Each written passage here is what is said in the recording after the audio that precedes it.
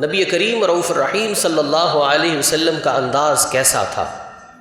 لوگ حج کے لیے آتے، عکاظ کے میلے میں آتے، حضرت ابو بکر صدیق رضی اللہ تعالی عنہ نبی مکرم صلی اللہ علیہ وسلم کو اپنے ساتھ لیتے، جو دیگر قبائل کے سردار آتے ان کے پاس بیٹھتے،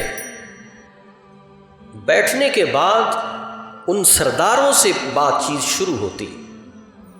اب وہ سردار مشرک ہیں، کافر ہیں، بتوں کی پوجا کرنے آئے ہیں، کعبۃ اللہ کا ننگا طواف کرنے آئے ہیں، عکاظ کے میلے میں عیاشی کرنے آئے ہیں۔ اب ان سے کہا کیا جاتا؟ حضرت ابو بکر صدیق رضی اللہ تعالی عنہ اپنی گفتگو کو شروع کرتے تو یوں شروع کرتے کہ آپ کے ہاں جو لشکر ہے اس کی ترتیب کیسے ہوتی ہے؟ ظاہر ہے جو سردار ہے قبیلے کا، اس کی دلچسپی کے جو معاملات ہیں وہ یہی ہیں۔ اس سے پوچھتے کہ آپ کے لشکر کے کتنے حصے ہوتے ہیں؟ میمنہ، میسرہ، مقدمۃ الجیش، خلف، اس کے مختلف جو ٹرمینالوجیز ہیں لشکر کی، اس کے اعتبار سے بات کرتے، کتنے کتنے بندے ہوتے ہیں، فرنٹ پہ کتنے ہوتے ہیں، رائٹ ونگ میں کتنے ہوتے ہیں، لیفٹ ونگ میں کتنے ہوتے ہیں، آپ کا کن کے ساتھ امن کا معاہدہ ہے، جسے ہم کہتے ہیں نا باہمی دلچسپی کے امور پر گفتگو کی گئی، عموماً خبروں میں یہی سنتے ہیں۔ تو وہ باہمی دلچسپی کے امور پر پہلے حضرت ابو بکر صدیق رضی اللہ تعالیٰ عنہ گفتگو کرتے، تو وہ مختلف قبائل کے جو سردار تھے وہ حضور علیہ السلام کی طرف، حضرت ابو بکر صدیق رضی اللہ تعالیٰ عنہ کی طرف مائل ہوتے۔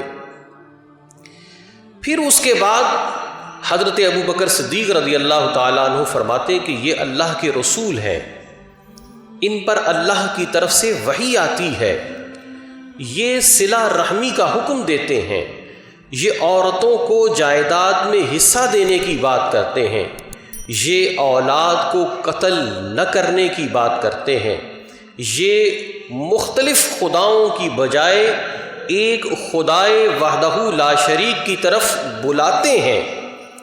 اب آپ بتائیے آپ کیا کہتے ہیں؟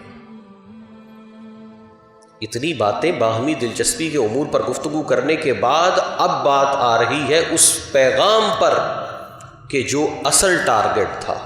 ڈائریکٹ جا کر انہیں یہ نہیں کہہ دیا کہ تم کافر ہو، تم مشرک ہو، یہاں ان بتوں کی پوجا کے لیے آئے ہو، یہ اللہ کے رسول ہیں، ان پر ایمان لاؤ، یہ نہیں کیا، یہ نہیں کیا۔ یعنی ایک نرمی کے ساتھ، کیونکہ ہمارے جو سامنے ہے وہ کوئی کافر نہیں ہے، ہمارا مسلمان بھائی ہے۔ تو اب اصلاح کا معاملہ کیسا ہے کہ اس کو پہلے اپنی طرف مائل کیا، پھر اس کی غلطی کی طرف توجہ دلا دی۔ لیکن ہم اپنے مسلمان بھائی پر ڈائریکٹ چڑھائی کرتے ہیں، اگر کسی کو کرنی ہو، اصلاح کرنی ہو تب، ورنہ تو ہمارا معاملہ یہ ہے کہ یا شیخ اپنی اپنی دیکھ، ہمیں کوئی پرواہ نہیں ہے کہ کچھ بھی ہوتا رہے۔ لیکن اگر اصلاح کرنی ہے تو بھی دیکھیے سامنے کفار ہے، مشرک ہے، لیکن اس طرح سے بات کی جا رہی ہے۔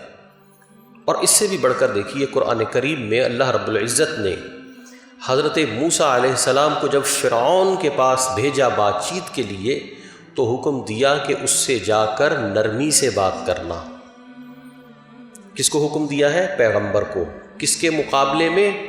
وہ شخص جو نہ صرف کافر ہے بلکہ خدائی کا دعویٰ کیے ہوئے ہے۔ اب ہم نہ پیغمبر ہیں، نہ ہمارے سامنے کوئی کافر ہے، اور نہ فرعون جیسا کافر ہے۔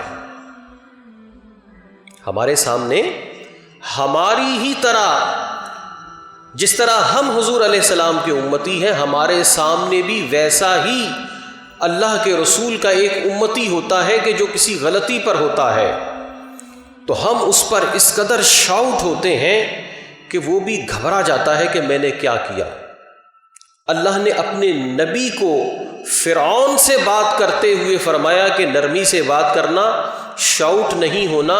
ہمارے سامنے تو فرعون نہیں ہے، مسلمان ہے، لیکن ہم اس پر شاؤٹ ہوتے ہیں، بجائے اس کے اصلاح ہو جائے اس کی مزید اس کو دین سے بدظن کرتے ہیں، اپنی ذات سے بدظن کرتے ہیں، چاہے گھر میں ہو چاہے باہر ہو، بچوں پر شاؤٹ ہونا ہو، بیوی پر شاؤٹ ہونا ہو، بھائی پر شاؤٹ ہونا ہو، چھوٹے پر یا بڑے پر، ہم اس ضابطے کو چھوڑ دیتے ہیں جو اللہ نے اپنے پیغمبر کو فرعون کے لیے سمجھایا تھا کہ فرعون پر بھی شاؤٹ نہیں ہونا، یہ تو آپ کا اپنا بچہ ہے، یہ تو آپ کی اپنی منکوحہ بیگم ہے، آپ کی شریک حیات ہے، اس پر آپ اس طرح سے شاؤٹ ہوتے ہیں۔